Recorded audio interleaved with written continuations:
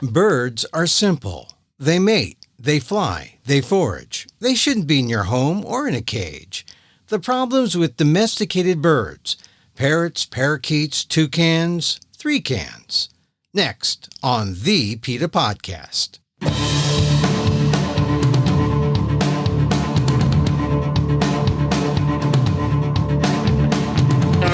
Welcome to the PETA Podcast. I'm Emil Guillermo, your host for this inside look at animal rights. Brought to you by PETA, the largest animal rights organization in the world. On today's episode, birds. They're forever. You take one home from a store, and unlike a cat or a dog, you're caring for a bird for the rest of your life, if all goes well. Which is why there are bird rescues and bird people like Christina Matthies, a PETA VP for content. She's also PETA's resident bird person. She says most people just don't know what they're getting into when they take on a bird companion. Here's my conversation with PETA VP Christina Matthies. We begin talking about her role as editor-in-chief of PETA's Global Animal Times on the PETA Podcast. So tell me about the Global Times, right? Yeah, so it's PETA Global. Mm-hmm. So it used to be the Animal Times. So it's kind of the PETA Global Animal Times. It's larger now. And in it, we talk about all the things that we've done for animals. And we kind of make sure we talk about every type of animal because, as you know, like our work is so diverse. So we want people to know exactly what we're doing and exactly what they can do to help directly in their everyday lives. So it's information and a tool. Yeah, and as the editor-in-chief, you are, and by virtue of doing this podcast now on this subject, you are proclaiming a kind of bias toward birds. Yes. I was born a bird person. And it's kind of funny. You know, I feel like my son was born a music person. He can play the trombone. You're just kind of born a certain way. And my daughter's like I am. And I'm like my mom was. Bird people are just their own type of people. Well, tell us, what is a bird? Because I'm sure if you're proclaiming your bias toward birds, there's got to be a lot of people out there who have that. I mean, the birders are out there. They go crazy. And aren't we in bird counting season? Are we close? Well, I mean, I think that's like all year round where I am. Yeah. So a lot of people get into the birds who are left alone. You can help like different universities by seeing, migration patterns. But for me, my focus is really on birds who are kept inside. So we've got anything from, the finches or doves, various types of parrots, parakeets. So they're all parrots is a vast category, but all of them are very different. And bird people, we can really notice how complex they are, how emotional they are, how they're as interested in us as we are in them. Yeah, but so you really make a distinction between the birds, the migratory birds, the songbirds, the outdoor birds, and the birds who've been domesticated in some ways, right? I mean, they're different. I mean, they're the same because some of those birds that are brought inside in cages were songbirds, were outdoor birds. Yeah, the difference between birds and dogs and cats is birds are not domesticated. So dogs and cats had thousands of years of domestication, and parrots are only a few generations removed from their ancestor who was literally just taken from his or her nest and plopped into a cage.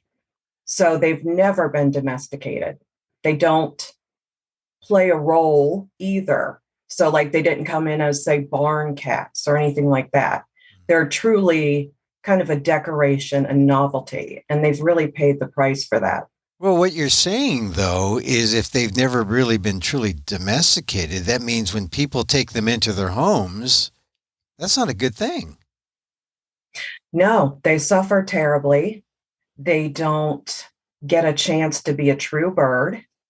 So you could not release, you can't take a parrot who came from the Amazon, go back to the Amazon, and then release that parrot because they learn how to be human and they're at a disadvantage. And everything that they instinctually want, they can't have, which is to mate, to fly, to forage.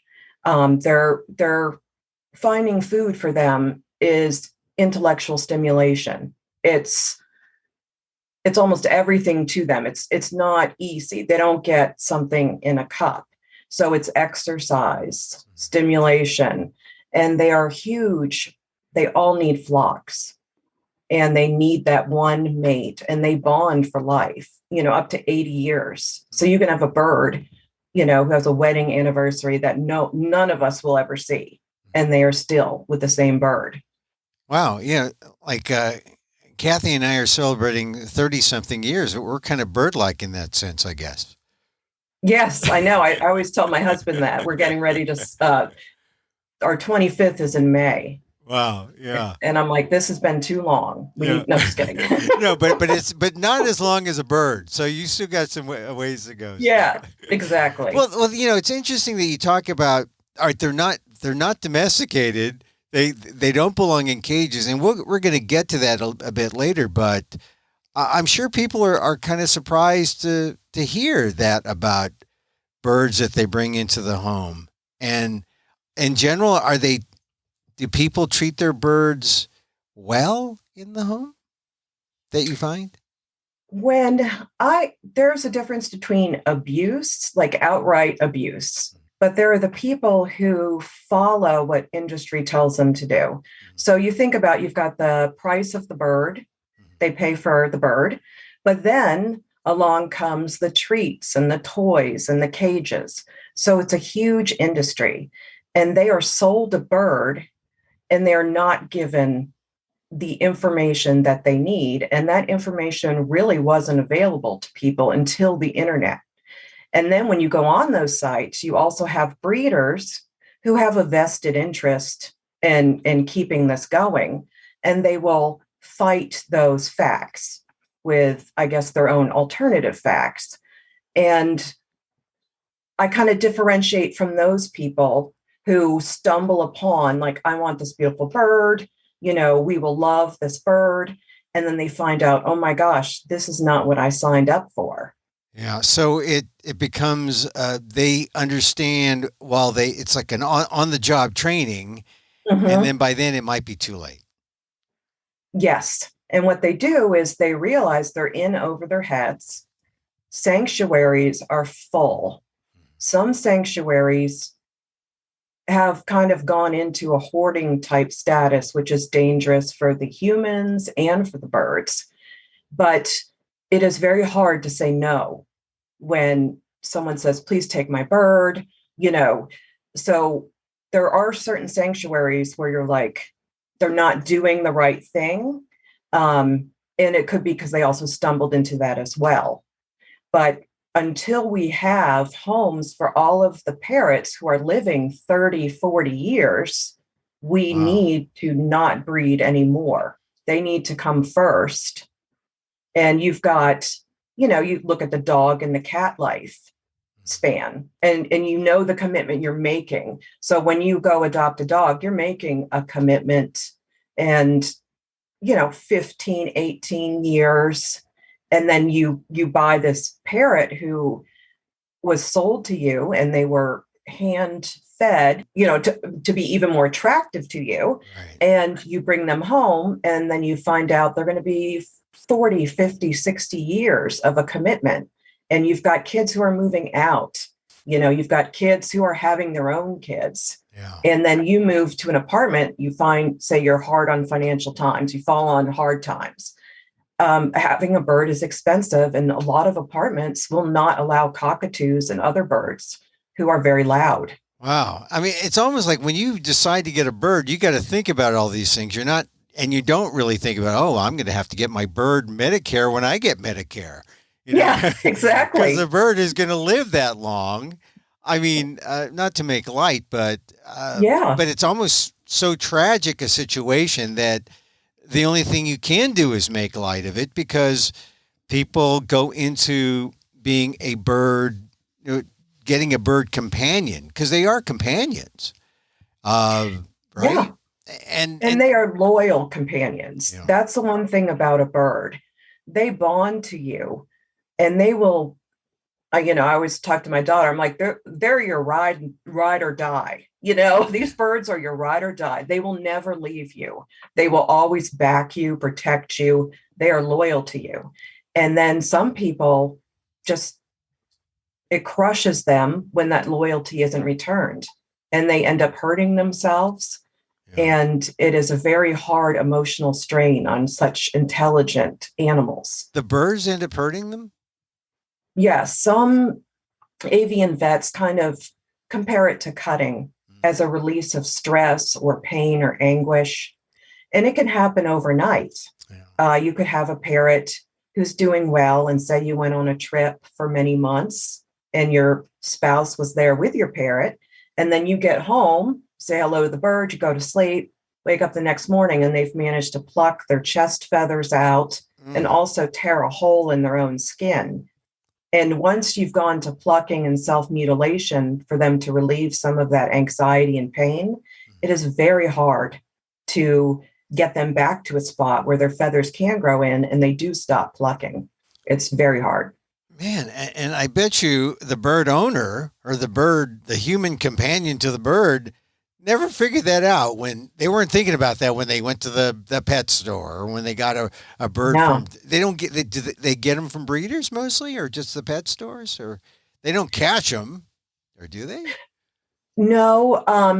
There is an illicit bird trade. So the U.S. banned the importation in the 90s of parrots from other countries.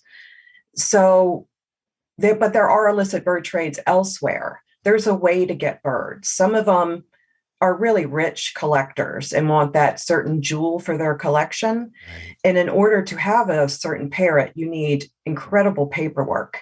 And they used to smuggle baby birds out and they'd put them in plastic bottles that, many didn't live. But if you're going somewhere and you're pulling a little baby out of the tree, that's really not much effort you put into it. Yeah. But then now they're like turning to egg smuggling. Wow. So they'll take the eggs because they're easier to transport and they can get tens of thousands, hundreds of thousands of dollars for certain birds. But I find that mainly kind of a European, that now Europe is dealing with it. Still, it's almost like a status thing among the super rich who become bird. They get ensconced in the bird subculture, and they say, "Well, I could buy a Bentley, or I could buy this bird," and they Yeah. buy the bird, and then you might have their own aviary and a guy or a gal or a caretaker, and they just go. That would be an eccentric billionaire somewhere who has a Yes. bird fetish or something. hmm Boy, but this bird subculture, you're tapping into this for PETA podcast listeners. This subculture does exist. It does. And most of the people who are like in over their heads, they will say, their brother-in-law's cousin has a cockatoo who is too loud. One thing that people don't remember, cockatoos' voices were designed to reach across an entire forest to Oh, to talk to their flock mates. Same with macaws, different parrots. And cockatoos and other large parrots love to mimic the noises that hurt our ears the most, like fire alarms or microwaves. They don't automatically come up to you and start saying, "Hey, my name's so and so." You see these talking birds, yeah. but really the noises they like are the ones that are shocking. So you'll have a good natured person be like, I could provide this cockatoo a home.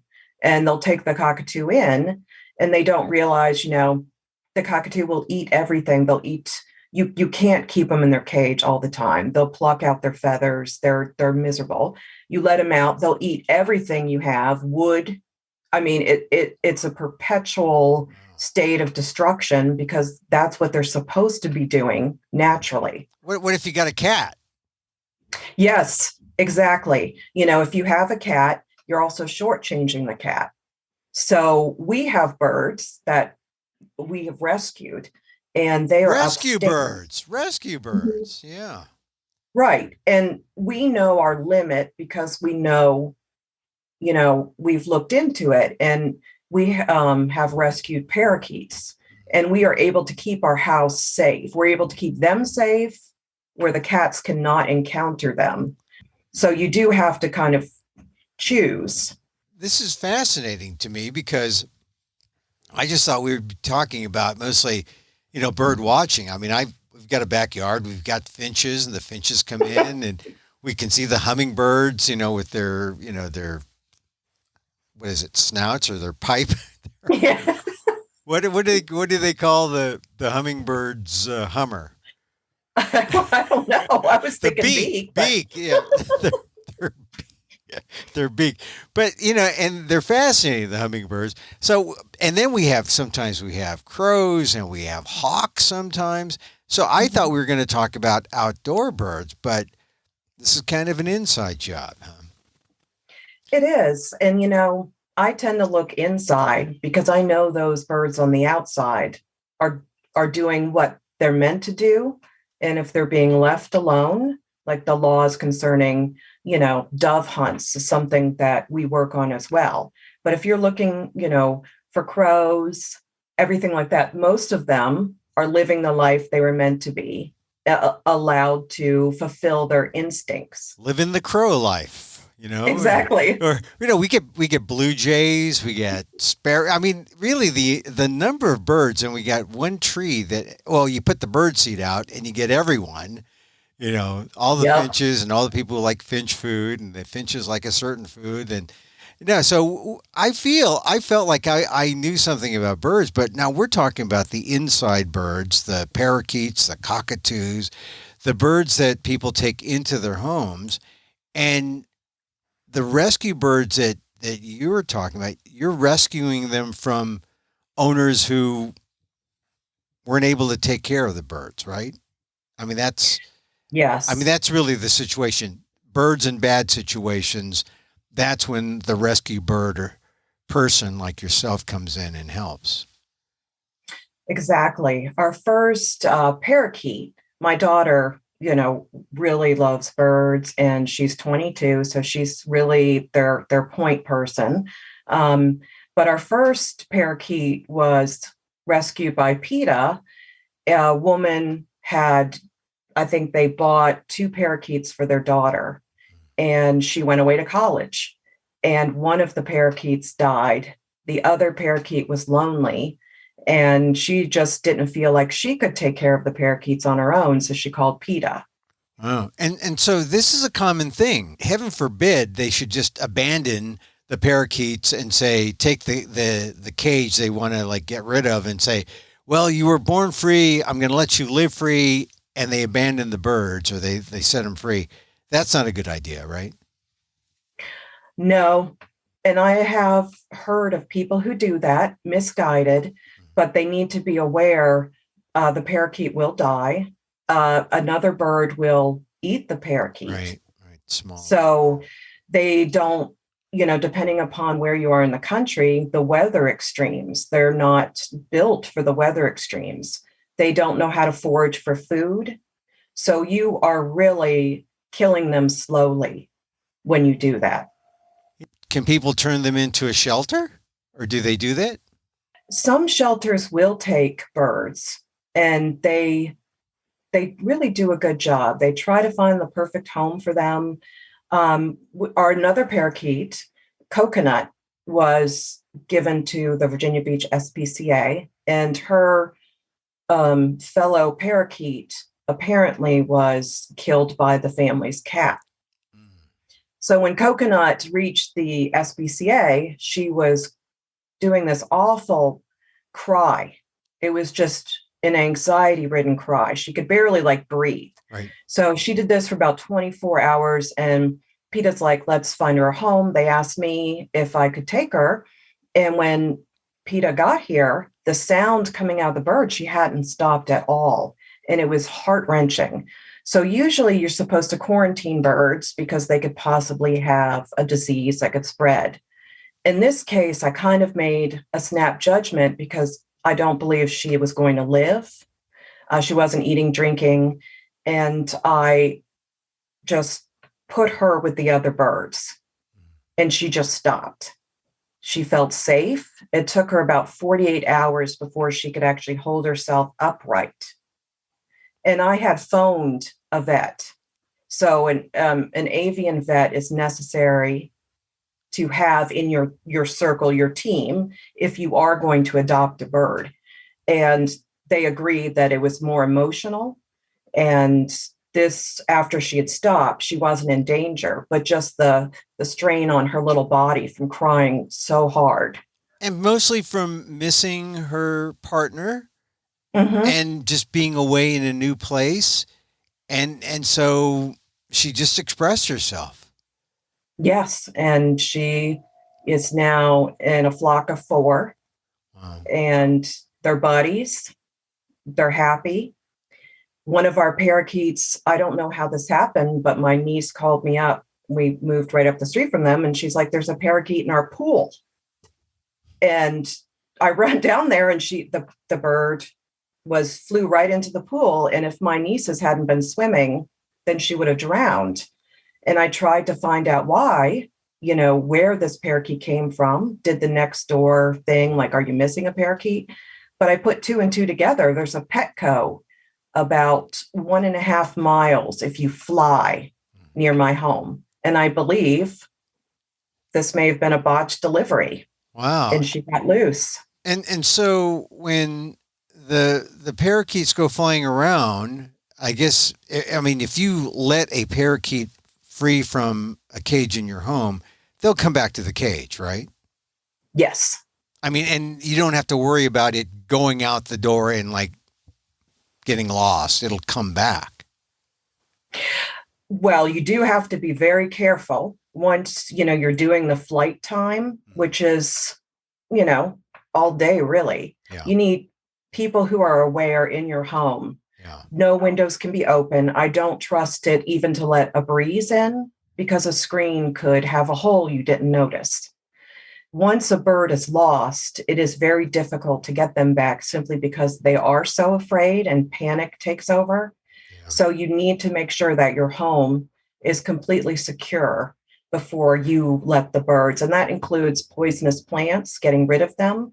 You should never have the cookware that is the nonstick cookware is a poison to them. Never cook with we had to get rid of all of our pots and pans and replace them. Boy, it is so, I mean, before someone goes to buy a bird, I doubt if they know half the things that they need to know about owning a bird. I mean, and so I guess that would explain why bird rescue is a necessary thing. But do birds end up getting rescued by people like yourself and others, or do they just kind of suffer? I think a lot of times they get passed along to families. A friend will volunteer, and then they realize they're out of their depth, and then so for each lost bond to a parrot is a heartbreak on a level that as humans we can't understand. So my husband is out somewhere doing something, but parrots aren't like that. They never separate. So they're within feet of each other at all times throughout their entire bond. So this bird is forming bonds, broken, and they end up just taking it out on themselves to release some of that anguish. Wow, they're kind of masochistic in that way. Yeah, they just can't get out of the feeling of being so utterly devastated, and they don't know how to express it. And so they take it out on themselves, and it is just anguish on a different scale. Well, and all this because a situation that is not natural. People take the birds and bring them into their home, and they don't care for their new companions. What would be the natural habitat for a parakeet like that? Some of these parakeets are bred. and that's a bad thing. But where do they exist naturally in the wild? Or I guess are they just in the I think songbird? parakeets are mainly kind of a human invention. You've got budgies; they're not as long living, Hmm. but they're mainly, pet store. Ah, They're they're small birds. They're affordable birds. They're last minute purchases where you go in and you think, oh, this bird is cute. I'll take him or her home.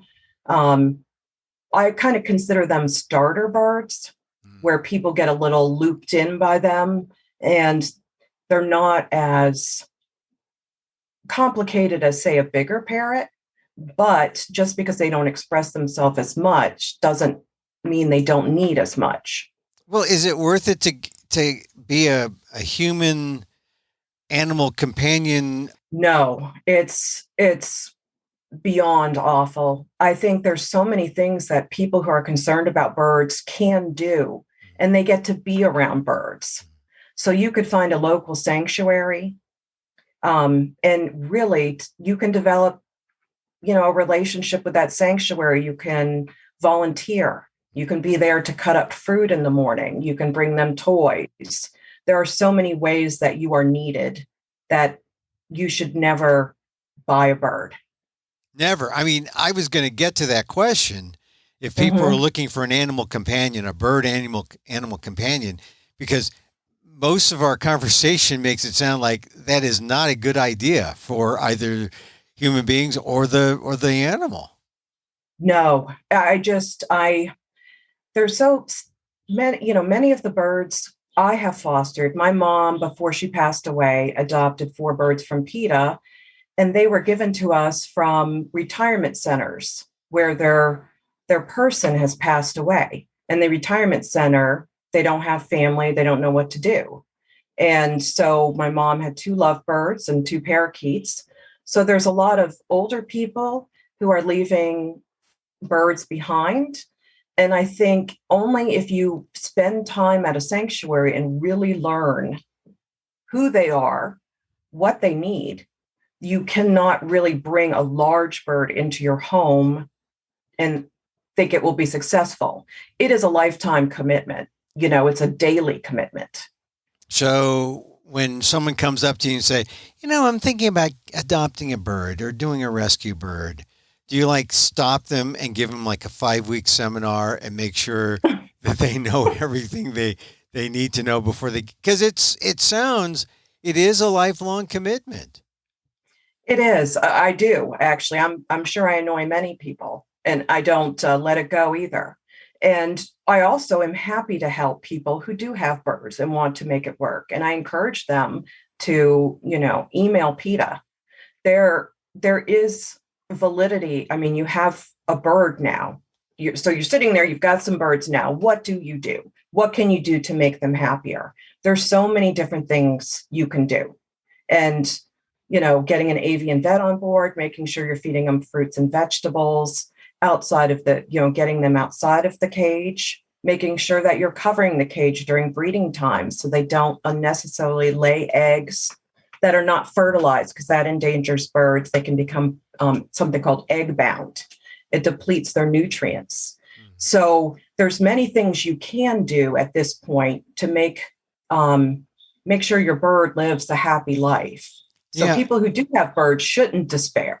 You Yeah. can You can. help them. So it's not impossible to be. You're a bird owner. You rescue birds, and people who are just they may be good now, but when the kids grow up and go to college or leave, when you're an empty nester, don't forget your birds. You're not an empty nester. You still got the birds.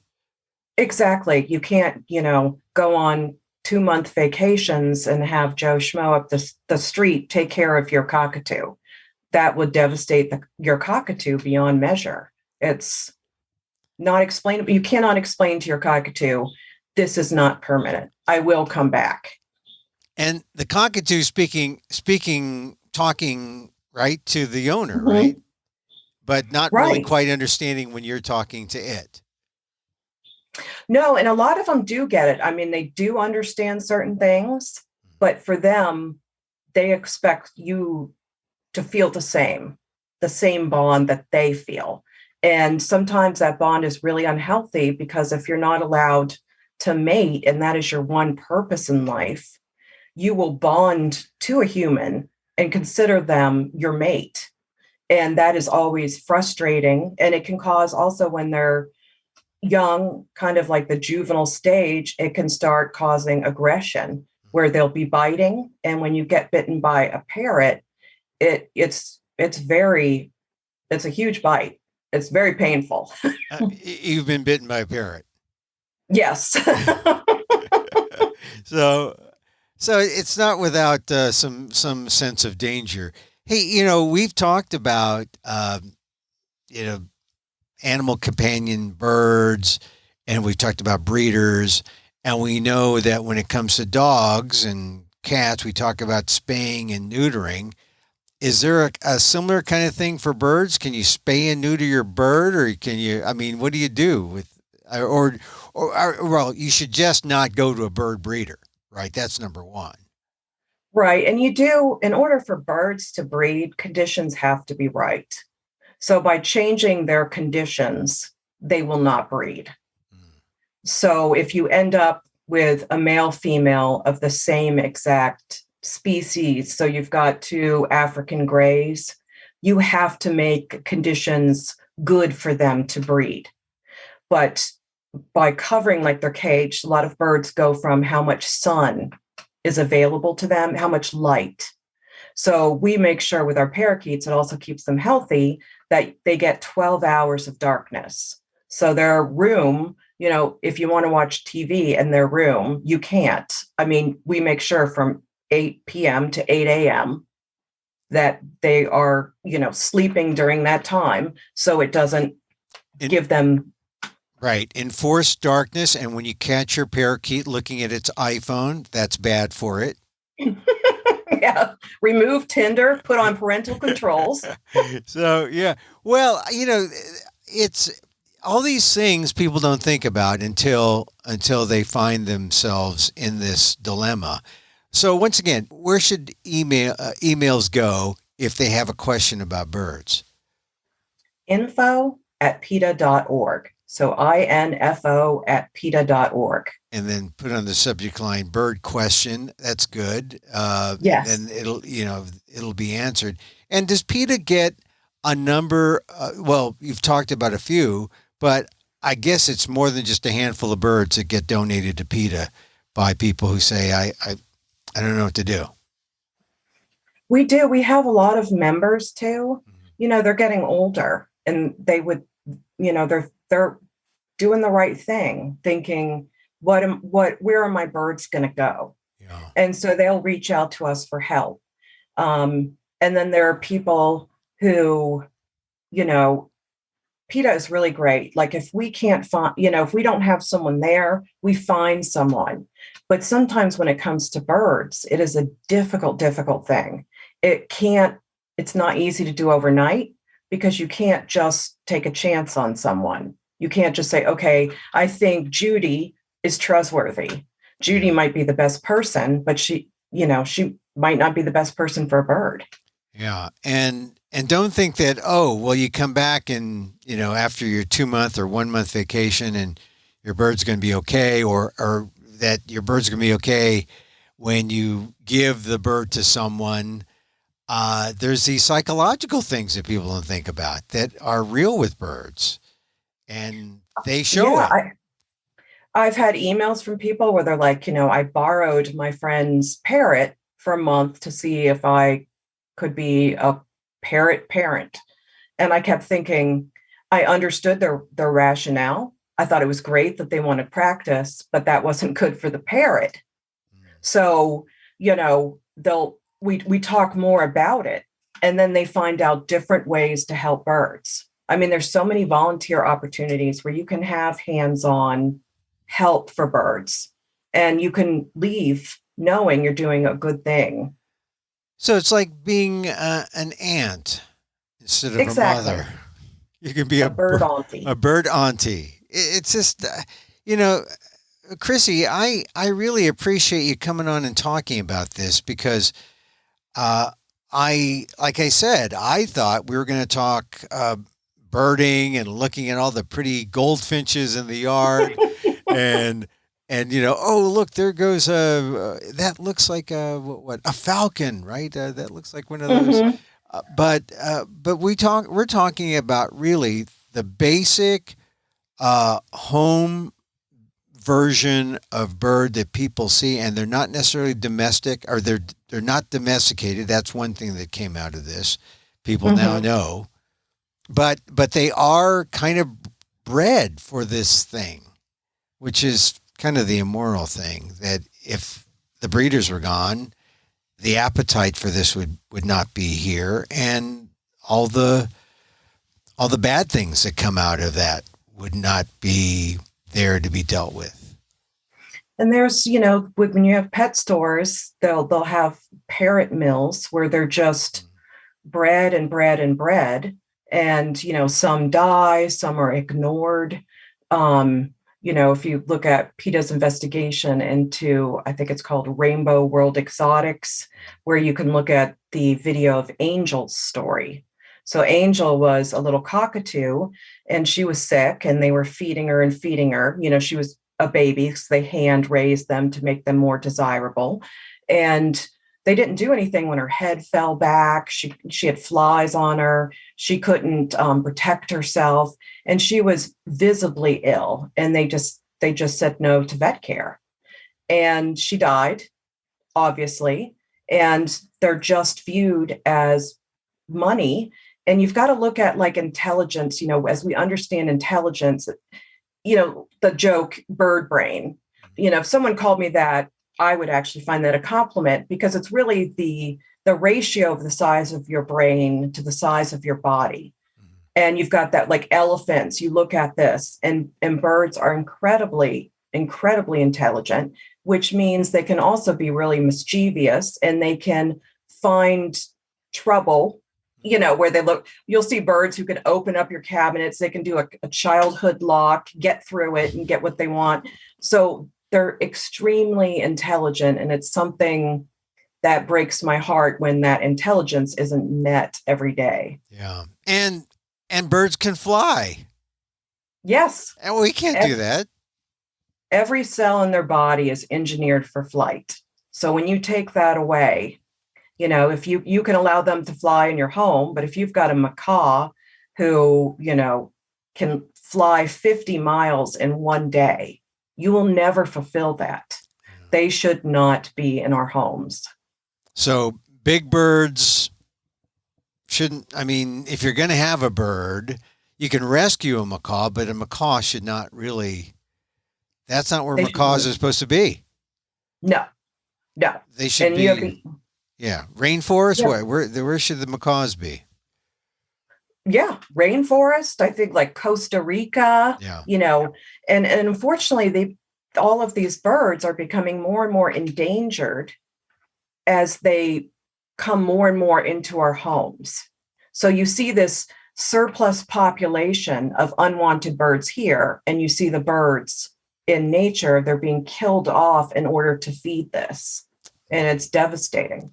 Yeah. Well, Chrissy, it's been fascinating talking about birds. I know Maya Angelou wrote the book, I Know Why the Caged Bird Sings, but I did not know why the caged bird does not sing. Yes. And now I do. They get their mate taken away. They don't, they want to, they don't get enough darkness. They don't get enough care from their domestic partner, their human domestic partner. Mm-hmm. So much needs to be learned before you take on the role of being a bird companion, a human bird companion. So I hope listeners, I'm sure listeners got something out of this, especially if they thought, oh, wouldn't it be nice to have a bird, especially like on Valentine's Day, right? To buy the love birds. How many people get sucked in by that, huh? Mm-hmm. It's sad. And I do think people who love birds have a lot of opportunities to fulfill that. there's many ways you could help wildlife rehabbers. Say if you're interested in birds of prey, there's many who rehab them. There's many parrot sanctuaries who would love donations in order to expand or in order to provide them with more toys. So there's a lot of ways you can still love birds without leading or giving into this horrible overpopulation crisis. Great. And Chrissy, the editor of the... Well, technically PETA Global, but we really call it like Global Animal Times because it used to be Animal Times. Right. And so tell me, what's your favorite bird story in the Global Animal Times? Well, in the one that we'll be mailing to members, Ingrid talks about the parrots who PETA rescued a long time ago. And she tells you the story of how they were teasing people as much as people tease them. And it's a very cute story. And we are doing so much to help birds who are in labs. And you wouldn't think, okay, I'm just going to experiment on a bird. You usually see mice, rats, and yet birds are horrifically experimented on. And we are doing so much in order to get them out of labs. And our autumn issue, which will probably hit mailboxes around October. I think it mails October 22nd. So all of our members will be able to read a lot about what PETA is doing for birds. Wow. So the vivisector, so you got to get the birds out of the labs and really out of the home. Got to get them out. Exactly. Yeah. They need to be where they're meant to be, really flying, left alone, looking after their own interests, and you can watch them through binoculars or bird watching. Chrissy Matthies, the Vice President of PETA, Editor-in-Chief of the Global Animal Times. Thanks for being on the PETA Podcast. Thanks, Emil.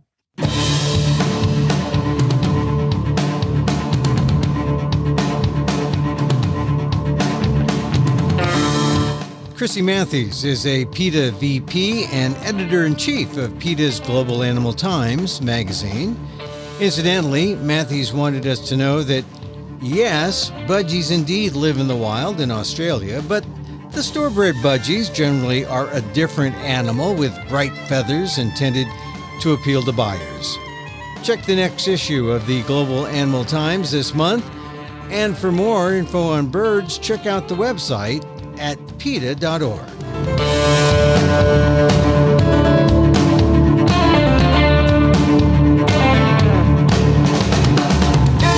And that's our show for today. Thank you for listening. Don't forget to send a link of this show to your friends, bird lovers and whatnot, animal lovers all. Tell them you like the PETA Podcast. You can contact us at PETA.org. You can find me on Twitter at Emil Amok, that's EMILAMOK, or see my vlog at amok.com, or see my work at ALDEF, the Asian American Legal Defense and Education Fund. That's at ALDEF, AALDEF.org/blog. Once again, thank you for listening. Check out all our episodes on your favorite podcast app or on Apple Podcasts, or you can subscribe to, as well as rate and review the show. It helps get the word out about the issues you care about. Our music is provided by CarbonWorks. Check them out on YouTube. And join us again next time for more insight into animal rights and the fight for a cruelty-free world on the PETA Podcast. I'm Emil Guillermo.